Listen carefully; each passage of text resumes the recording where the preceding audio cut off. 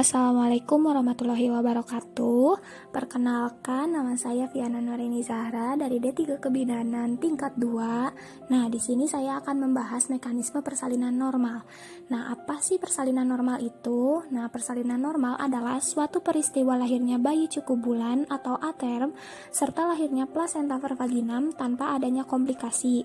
Kemudian, mekanisme persalinan normal adalah rentetan gerakan pasif janin pada saat persalinan berupa penyesuaian bagian terendah yaitu kepala janin terhadap jalan lahir atau panggul pada saat melewati jalan lahir. Nah, kemudian mekanisme persalinan itu terdiri dari beberapa fase ya. Yang pertama itu ada masuknya kepala janin ke pintu atas panggul.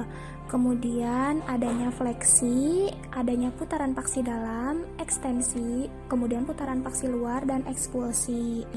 Selama proses persalinan, janin melakukan gerakan untuk melewati panggul. Yang pertama adalah masuknya kepala ke pintu atas panggul. Nah, pada primigravida, masuknya kepala janin dimulai pada akhir kehamilan. Sedangkan pada multipara, masuknya kepala baru terjadi pada permulaan persalinan. Nah, masuknya kepala ke dalam pintu atas panggul biasanya dengan sutura sagittalis melintang dan dengan fleksi ringan. Pada saat masuknya kepala janin ini, ada dua yang perlu diperhatikan, yaitu asinklitismus dan sinklitismus. Sekarang yang akan kita bahas adalah, apabila sutura sagittalis berada di tengah-tengah jalan lahir, tepat di antara simfisis dan promontorium, maka keadaan ini dikatakan kepala dalam keadaan sinklitismus. Nah, kemudian gambar yang satu lagi ini, apabila kepala atau jika sutura sagittalis agak ke depan mendekati simfisis atau agak ke belakang mendekati promontorium, maka dikatakan asinklitismus. Kemudian fase kedua yaitu gerakan fleksi. Nah, segera setelah bagian terbawah janin turun tertahan oleh serviks, dinding panggul atau dasar panggul dalam keadaan normal fleksi terjadi dan dagu didekatkan ke arah dada janin. Fleksibilitas ini disebabkan karena ada beberapa faktor. Yang pertama, leher persendian dapat berputar ke segala arah termasuk mengarah ke dada.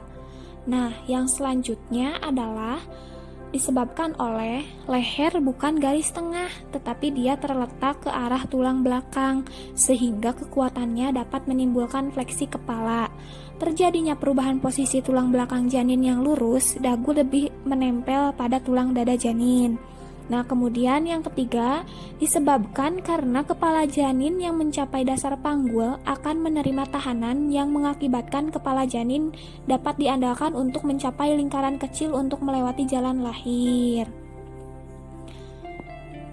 Nah, teman-teman, setelah fleksi akan terjadi gerakan putaran paksi dalam. Nah, apa sih putaran paksi dalam itu? Putaran paksi dalam dimulai pada bidang spina ischiadica. Jadi, setiap kali terjadi kontraksi, kepala janin diarahkan ke bawah lengkung pubis dan kepala berputar saat mencapai otot panggul. Pemutaran dari bagian depan sedemikian rupa sehingga bagian depan janin ini memutar ke arah simfisis. Nah, jadi putaran paksi dalam itu adalah suatu usaha untuk menyesuaikan posisi kepala dengan bentuk jalan lahir. Nah, jadi si kepalanya menyesuaikan dengan bentuk jalan lahir ibu, bentuk panggulnya gitu. Kemudian gerakan yang selanjutnya yaitu ekstensi. Nah, apa sih ekstensi itu? Jadi, pada saat kepala janin mencapai perinem, kepala akan membelok ke arah anterior oleh perinem. Mula-mula oksiput melewati permukaan bawah simfisis, kemudian kepala keluar mengikuti sumbu jalan lahir. Nah, dapat dilihat ya di gambar itu gambar ekstensi. Kemudian gerakan yang selanjutnya yaitu putaran paksi luar. Nah, putaran paksi luar terjadi ketika kepala lahir dengan oksiput anterior, bahu harus memutar secara internal sehingga sejajar dengan diameter panggul antero-posterior. Nah, rotasi eksternal kepala menyertai rotasi internal bahu.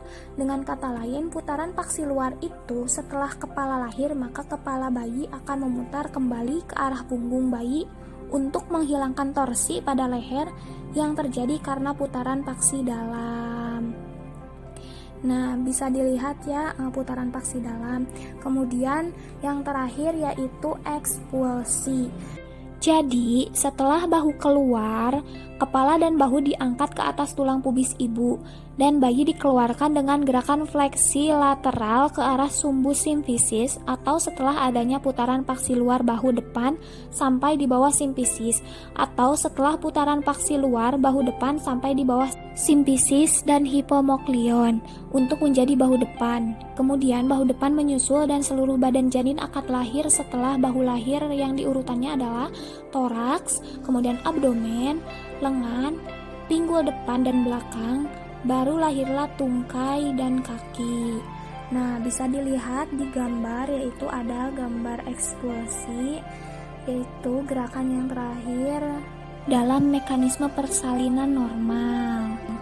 Berikut saya tampilkan video mekanisme persalinan normal beserta gerakan janinnya. Selamat menonton!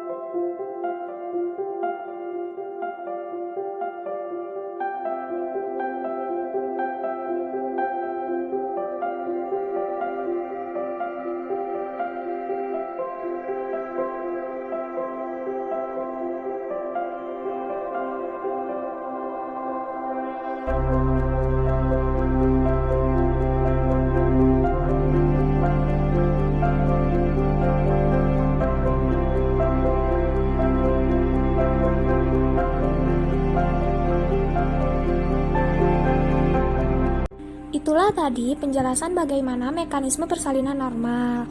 Cukup sekian dari saya, kurang lebihnya saya mohon maaf, semoga bermanfaat.